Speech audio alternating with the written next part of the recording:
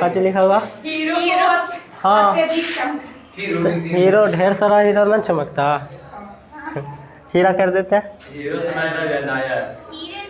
हीरा का चमक, हीरे हीरे हीरा रहे दो ठीक। हाँ इसके पहले हम लोग का चीज देखे थे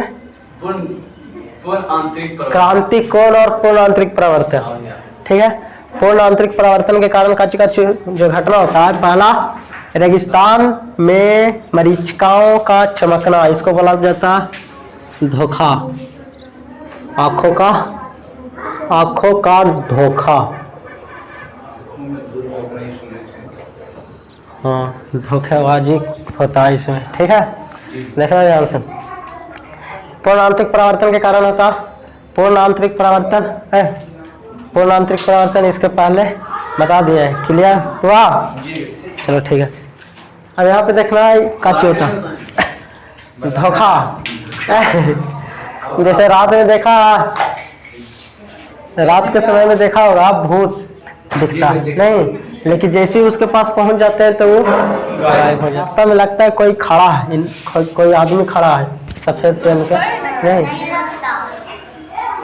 चलना तो एक बार रतिया में निकल के चलना पता चल जाएगा। देखो बगल में कुछ भी रहता है सुना, और जैसे अगर वहां से पर्स जैसे पहुंचते हैं खत्म हो जाता, रात नहीं रहता, मतलब रात के समय लगता है। ठीक है, और उसको छोड़ो। उसी तरह से यहाँ होता है रेगिस्तान में दिन में लौटता है, समझो दिन में भी आँख में धोखा, और दिन में भूत नहीं दिखता, दिखता कच्ची है, कुछ नहीं रहता, लगेगा कि पानी है, तालाब है। ठीक है, तालाब सूखा हुआ रहता है, वहां पे दिखाई देता है पानी। ठीक है, और पानी रहता नहीं है लेकिन दिखाई देगा पानी। रेगिस्तान में होता कच्ची है, रेगिस्तान में सिर्फ बालू रहता नहीं, रेत। वहाँ पे ऊँट वाला जो ऊँट पे सवारी करते हैं वो चलते हैं, ऊँट मतलब अगर उस रास्ता में चल दिया तो उधर जब धूप बहुत ज़्यादा होता है गर्मी के दिन, उस समय जो ऊँट वाला होता है नहीं, या ऊँट जो होता है उसको दिखाई देता है आगे बहुत सारा पानी है, बहुत सारा पानी है, लेकिन जैसे ही वहाँ पानी पीने के लिए जाता है पानी गायब हो जाता है, पानी रहता नहीं, फिर आगे दिखाई देने लगता, और उधर कहीं नहीं पानी रहता। रेगिस्तान में पानी नहीं रहता, गर्मी के दिनों में पूरा सूखा हुआ सिर्फ बालू रहता, लेकिन दूर से देखने में लगता है कच्ची है, सिर्फ पानी है, तालाब है, और प्यास भी लगा हुआ रहता है गर्मी के दिनों में। तो जो ऊँट है भटकता रहता है प्यासा पानी के खोज में, और जहाँ देखता है वहाँ पानी दिखता, और जैसे वहाँ जाता है पानी गायब हो जाता है। अब सोचो कितना बड़ा धोखा। और कच्ची होता ये वाला देखा होगा भी, हम देखें कहाँ, रोड पर, ये गर्मी के दिनों में दिखाई देता है। कब? जब ज़्यादा गर्मी होता है, गर्म पड़ने के कारण नीचे जब ज़्यादा गर्म हो जाता है, या रोड वाला जो जहाँ पे ज़्यादा गर्म होता है वहाँ पे दिखाई दे देगा। ठीक है, काची दिखाई देगा, लगेगा पानी है। ठीक है, वैसा ही होता था जब हम जाते थे साइकिल से। ठीक है, तो हमको तो पहले ही नहीं पता था कि ऐसा कुछ होता, तो जैसे जब चलते थे रोड पर तो लगता था रोड के आगे पूरा पानी है, पानी। आज बरसात हुआ, स्पीड में रहते थे, अचानक ब्रेक लगाते थे तो पानी भी गायब हो जाता था। मतलब पानी रहता नहीं था लेकिन लगता है पानी। ऐसा क्या था? तो ऐसा होने के कारण कच्ची है पूर्ण आंतरिक परावर्तन कारण होता। ठीक है, ये होता कैसे, इसको अच्छा तरह से देखते हैं, देखना ध्यान से। यहाँ पे देखो पूरा रेगिस्तान है जहाँ पे सिर्फ बालू में ऐसा इसलिए होता है क्योंकि बालू बहुत जल्दी गर्म होता, बहुत ज़्यादा गर्म होता, और बहुत जल्दी ठंड भी होता नहीं। तो रेगिस्तान में मान लो एक बहुत बड़ा पेड़ है। ठीक है, बहुत बड़ा पेड़,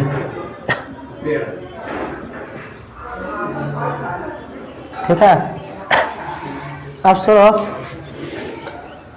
ये कच्चे हवा के पड़ते हैं, हवा तो सब जगह रहता नहीं, और नीचे कच्चे बालू है। होता कच्चे, ध्यान से सुना, जब गर्मी ज़्यादा पड़ता तो ये जो बालू होता है बहुत ज़्यादा गर्म हो जाता है, बालू बहुत ज़्यादा गर्म हो जाता है। और बालू जितना जल्दी गर्म होता है उतना ही जल्दी वो ठंडा भी होता है। तो ये जब गर्म हो जाता है तो ये अपना गर्मी छोड़ता भी है उतना ही जल्दी, ठीक है। तो जब बालू बहुत ज़्यादा गर्म हो जाता है इसके कारण इसके आसपास वाला जो हवा है वो भी क्या होता है, गर्म होने लगता। अब हवा गर्म होने के कारण ऊपर उड़ने लगता। तो गर्म होने के कारण सब फैल हो जाता है, अलग अलग हो जाता है। और ऊपर वाला धीरे जैसे जैसे ऊपर जाते हैं वो ठंडा होता। पृथ्वी से जैसे जैसे ऊपर जाते हैं ऊपर वाला टेम्परेचर कमते जाता। कहा कि पहले पृथ्वी गर्म होता, पूरा गर्म होने के कारण नीचे से सबको गर्म करते जाता, नहीं। तो यही रेत में, रेगिस्तान में ये सब जो बालू है, रेत है, ये बहुत ज़्यादा गर्म हो जाता। गर्म होने के कारण ये आसपास के जो हवा है उसको गर्म कर देता। और इसके कारण क्या होता है, नीचे वाला पूरा गर्म हो जाता है, ऊपर वाला पूरा ठंडा, मतलब ऊपर वाला ठंडा रहता है नीचे के तुलना में। तो इससे होता है कि ऊपर सघन हो जाता है ऊपर, और नीचे हो जाता है विरल। विरल किसको बोलते हैं, जो जिसका घनत्व कम रहता है, जिसमें स्पीड चलता है प्रकाश। तो देखो, तो यहाँ पे गर्म होने के कारण इसका घनत्व का हो जाता है, कम हो जाता है, क्योंकि गर्म होने के कारण हवा दूर दूर भागने लगता है। तो दूर दूर हवा का पार्टिकल जो रहता है वो दूर दूर भागने लगता है, जिसके कारण यहाँ पे प्रकाश को चलना आसान हो जाता है। इसलिए नीचे वाला का हो जाता है विरल, ऊपर वाला हो जाता है सघन। मतलब ऊपर से जितना नीचे जाएंगे वो उतना विरल होते जाता और ऊपर वाला उतना सघन रहता। अब सुनो का होता, यहाँ पर मान लो यहाँ से लाइट आ रही है, नहीं, जैसे यहाँ से लाइट अंदर आएगा, ठीक है, लाइट आ रहा ऊपर सघन माध्यम है, और जैसे जैसे नीचे जाते हैं वो क्या होता जाता, विरल होता जाता। और विरल होता जाता है, यहाँ पे देखो अभिलंब बनता जाएगा हर जगह, और अभिलंब बनता जाएगा। और जब सघन से विरल में आता है तो हम जानते हैं क्या होता, अभिलंब से दूर हटते जाता। तो यहाँ से आते जाएगा, हल्का यहाँ से आएगा तो हल्का मोड़ेगा आगे, फिर इससे टकराएगा, फिर मोड़ेगा हल्का, फिर इकट्ठे होते जाता, मुड़ते जाता, नहीं मुड़ता। क्यों? क्योंकि जब भी सघन से विरल में जाती है तो अभिलंब से दूर हटता है, अभिलंब से। तो देखो आना चाहिए था इस रास्ता से, लेकिन दूर हटते हटते हटते हटते हटते लास्ट में ऐसा हो जाता है कि क्रिटिकल एंगल से पार हो जाता है, क्रिटिकल एंगल से। और जैसे क्रिटिकल एंगल से पार होता है तो क्या हो जाता है, पूर्णांतरिक परावर्तन। जो प्रकाश इसमें आ रहा था वो ऊपर ही लौट जाता।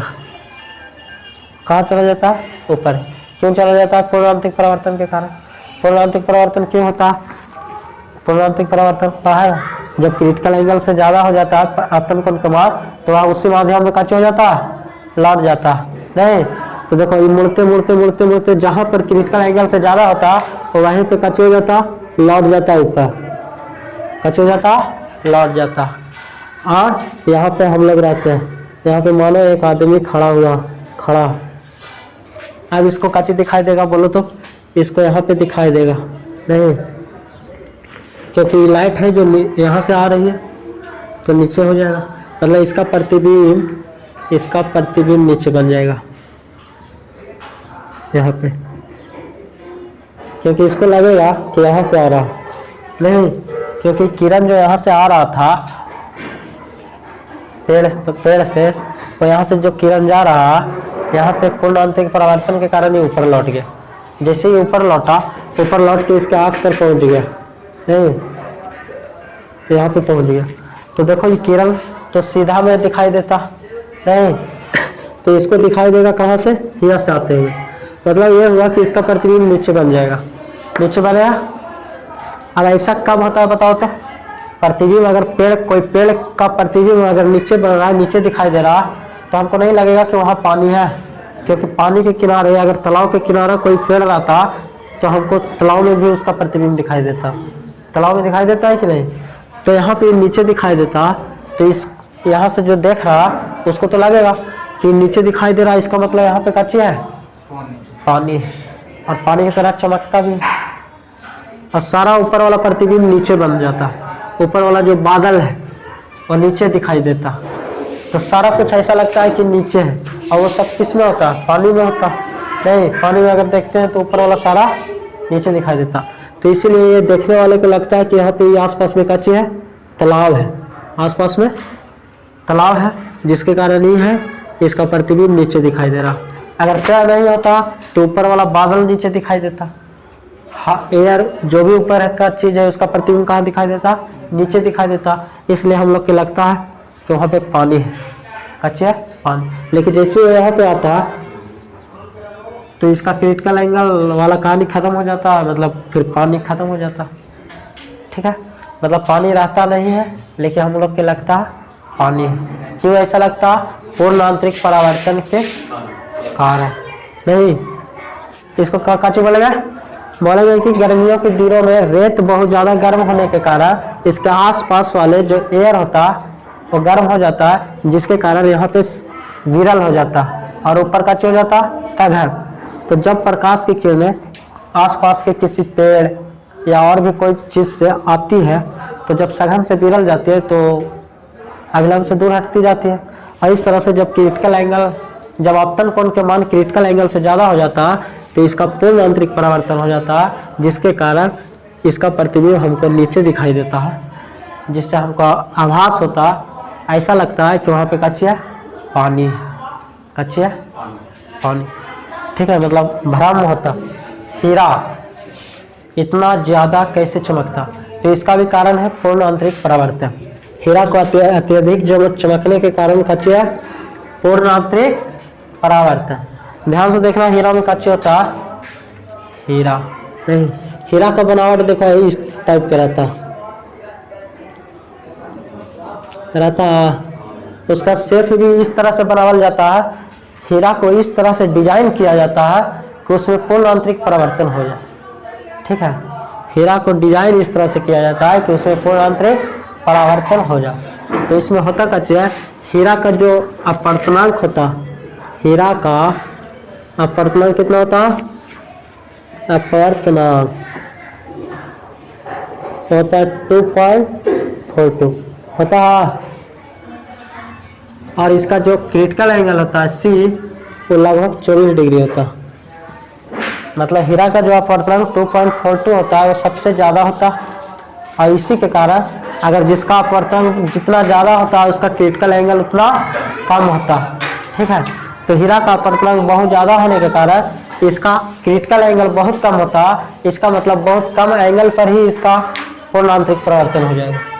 बहुत कम एंगल रहेगा फिर भी, क्योंकि 24 डिग्री से जैसे 25 डिग्री हो जाएगा तो क्या हो जाएगा पूर्ण आंतरिक परावर्तन। क्योंकि 24 डिग्री को क्रिटिकल एंगल बोल रहा है, इसका मतलब बीच में है, उससे जैसे ही पार करेगा तो क्या हो जाएगा पूर्ण आंतरिक परावर्तन हो जाएगा। नहीं, 24 से 24.1 डिग्री भी हुआ तो पूर्ण आंतरिक परावर्तन हो जाएगा। और 24 डिग्री बहुत छोटा एंगल होता नहीं, तो इसका अपवर्तनांक बहुत ज़्यादा होने के कारण इसका क्रिटिकल एंगल बहुत छोटा होता, जिसके कारण इसमें पूर्ण आंतरिक परावर्तन बहुत ज़्यादा होता। जैसे देखो अब ये हीरा छोड़ो, एक किरण यहाँ से जा रहा है, सीधे किरण जा रहा तो अभिलंब से ही जा रहा, तो जैसे अभिलंब से जाएगा तो कच्चे होगा सीधे चला जाएगा, नहीं मुड़का उड़का नहीं है। तो यहाँ से नहीं, अभिलंब से जाता है तो सीधे चला जाता। ठीक है, तो ये किरण सीधे चला आया। ठीक है, और यहाँ पे अभिलंब हम कहाँ पे, यहाँ पे अभिलंब देखेंगे तो यहाँ पे 90 डिग्री अभिलंब का मतलब क्या होता है 90 डिग्री का। चलो देखो, और यहाँ पर देखो ये आई के मान हुआ, यही नहीं हुआ आपतन कोण। आपतन कोण देखो इतना ज़्यादा 24 डिग्री से ज़्यादा हो जाता। इसका बनावट इस तरह से रहता कि आपतन कोण के मान 24 डिग्री से ज़्यादा हो जाता। ठीक है, तो ये जो आपतित किरण है, ये जो आपतित किरण है वो कच्ची होगा, बोलो तो इससे तो पार करना चाहिए था, सघन से विरल में आना चाहिए था, लेकिन आपतन कोण का मान क्रिटिकल एंगल से ज़्यादा हो जाता, जिसके कारण इसका पूर्ण आंतरिक परावर्तन हो जाता। अब पूर्ण आंतरिक परावर्तन होने के कारण ये उसी में लौट जाता है, उधर ही लौट जाता, इधर आता नहीं। क्यों नहीं आता? क्योंकि पूर्ण आंतरिक परावर्तन होता है। पूर्ण आंतरिक परावर्तन के कारण काची हो जाता, उसी माध्यम में लौट जाता। और फिर देखो जब यहाँ से यहाँ लौटा तो यहाँ पर हुआ काची अभिलंब नहीं, और इसका क्रिटिकल एंगल इतना कम है कि ये भी क्रिटिकल एंगल से ज़्यादा हो जाता। और जैसे क्रिटिकल एंगल से ज़्यादा हुआ इसका मतलब फिर से काची हो जाएगा पूर्ण आंतरिक परावर्तन, फिर से पूर्ण आंतरिक परावर्तन होकर फिर लौट जाएगा नहीं। अब फिर से अगर पूर्ण आंतरिक परावर्तन के कारण लौटा तो अब यहाँ पर बनेगा, यहाँ तो बनेगा अभिलंब, ये भी हो जाता है सी से ज़्यादा, मतलब फिर लौटेगा, फिर यहाँ पर भी, मतलब इस तरह से होता है कि एक बार जब किरण अंदर चला जाता तो उसमें जाकर फंस जाता किरण, ठीक है। किरण इसके अंदर से निकल ही नहीं पाता, अंदर तो चला जाता है बहुत ही आराम से, लेकिन अंदर से बाहर नहीं आ पाता। किसके कारण? पूर्ण आंतरिक परावर्तन के कारण।